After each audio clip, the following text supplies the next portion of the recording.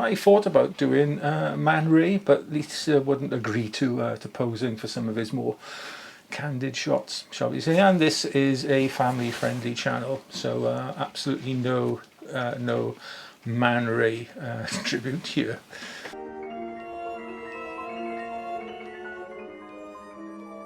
What did I say? During the meanwhilest. During the meanwhilest? No, I don't like that at all.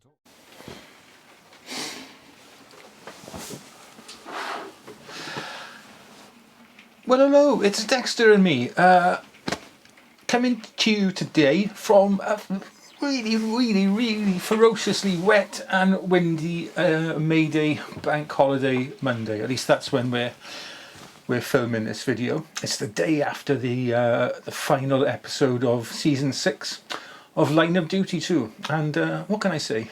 what a letdown. Anyway, in this second installment of my little mini series paying tribute to my favourite photographers, or some famous photographers. If you remember, we did Irving Penn in the first one and A Still Life. In this one, I'm going to look at shooting a portrait and paying tribute to probably the greatest British portrait photographer of the 20th and 21st century. That's David Bailey. Now, I'll be the first to admit that I'm no portrait photographer.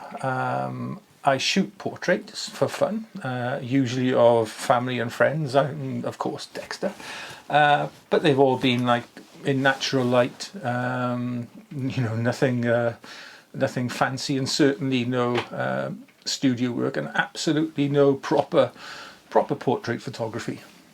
Now, as I said, I chose David Bailey as he is the most iconic British portrait photographer probably of the last 50, 60 years, and he's photographed the most famous people, from the Queen to the Beatles to the Grey Twins. I like his portraits because they're usually quite simple. He concentrates on the subject, as a true portrait should, so they're not normally environmental type portraits. Backgrounds are kept plain and simple, as are props. There aren't usually any props in his photographs. He usually shoots sort of headshots, and that's what I'm hoping to recreate, or not recreate, but pay tribute to today. Now, the picture I've chosen as the subject for my tribute is David Bailey's portrait of Mick Jagger. Now, the reason I've chosen this one is, well, because I like it. I like Mick Jagger, I like the Rolling Stones, but also because the coat he's wearing is one that I've shot Lisa in before. It's like a fur coat, or a coat with a fur collar. And as I said, I've shot a very similar image of Lisa before, although this one will be, again, of my long-suffering wife, bless her, slightly wider with a black and white treatment. And lighting-wise, I'm going to be quite adventurous. I'm not going to settle for just natural light, quite obviously in this weather, to be honest. But I have set up a couple of lights, 2 LEDs up to the left of Lisa as I'm shooting, so to my right, to shine down diagonally across her face and hopefully recreate the shadows from the Jagger portrait. Now, I don't possess any light mods like softboxes or anything like that, so I can't diffuse the light, so it's going to be quite harsh. But then again, looking at that portrait of Jagger, the light in that seems quite harsh anyway.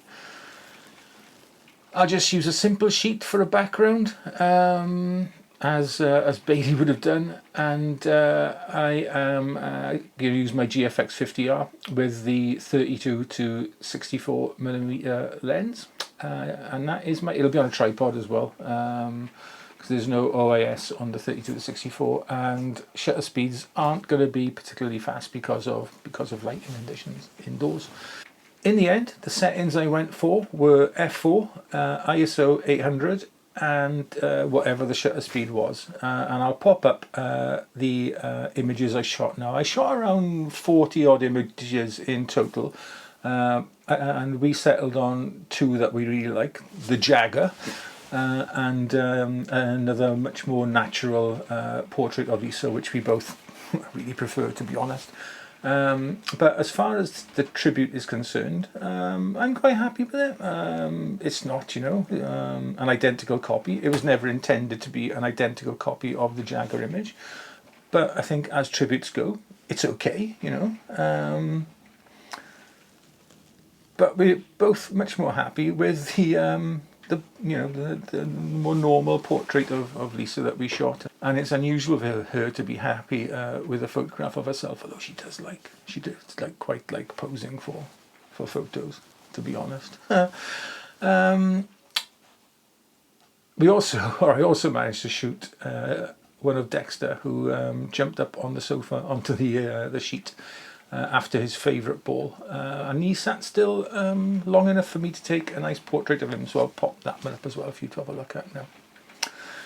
Anyway, whatever, I did have an hour or two of great fun shooting these portraits, setting it up, doing test shots, and then doing the actual shots themselves. It was great fun, but I think you can see why I didn't take up portrait photography as a pastime.